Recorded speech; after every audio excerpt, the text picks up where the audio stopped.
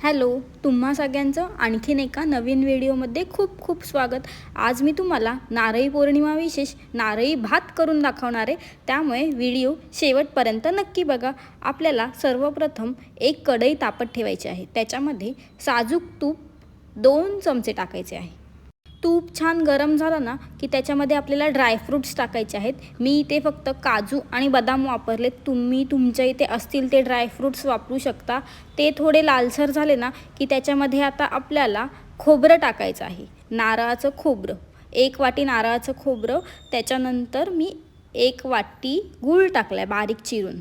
खोबरं आणि गूळ छान मिक्स करून घ्या। गूळ जोपर्यंत विरघळत नाही तिथपर्यंत हे आपल्याला मिक्स करून घ्यायचं आहे।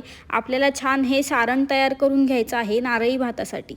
तुमच्या इथे नारळी पौर्णिमेला काय काय बनवतात ते मला कमेंट करून नक्की सांगा। आमच्या इथे नारळी पुऱ्या, नारळी भात, नारळाची वडी असं काही काही बनवतात। म्हणजे आम्ही कोकणातले, त्याच्यामुळे आमच्या इथे मोस्टली नारळाचे सगळेच पदार्थ बनवले जातात। तुमच्या इथे काय बनतं हे मला नक्की सांगा। खोबरं, गूळ आणि ड्रायफ्रूट्सचं जे सारण झालं ना ते आपण मोदकासाठी पण सेम तसंच बनवतो, तेच आपल्याला नारळी भातासाठी पण तसंच करतो आपण। तुम्ही पण नारळी भात असाच करता का सगळेजण, की काही तुमची वेगळी पद्धत आहे? आता आपल्याला त्याच्यामध्ये जे 1 वाटी बासमती तांदूळ टाकायचे आहेत। तुम्ही तुमच्या इथे असणारे तांदूळ वापरू शकता। माझे इथे बासमती तांदूळ होते, त्याच्यामुळे मी बासमती तांदूळच वापरले। हे सगळं छान आपल्याला परतवून घ्यायचं आहे आता, आणि त्याच्यामध्ये 1 वाटी नारळाचं दूध टाकायचं। 1 वाटी नारळाचं दूध टाकून झालं ना की हे सगळं छान मिक्स करून घ्या। तुम्ही नारळाचं दूध वापरत नसाल तरीसुद्धा चालेल, पण आमच्या इथे आजी वापरायची, त्याच्यामुळे मी ह्याच्यामध्ये नारळाचं दूध वापरलं आहे। 1 वाटी नारळाचं दूध आणि 1 वाटी पाणी, हे आमच्या इथलं प्रमाण आहे। तुम्ही पण असंच करता का?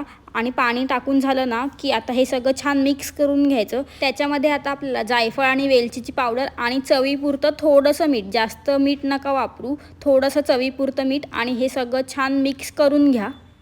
सगळं मिक्स करून झालं ना की ह्याच्यावर आपल्याला 5 मिनिटासाठी झाकण ठेवायचं आहे। छान तांदूळ उकळेपर्यंत झाकण ठेवा। छान तांदळाला उकळी आली ना की हे पूर्ण शिजू द्यात तांदूळ। खूप छान होतो हा नारळी भात। तुमच्या इथे पण असंच करतात का मला नक्की सांगा।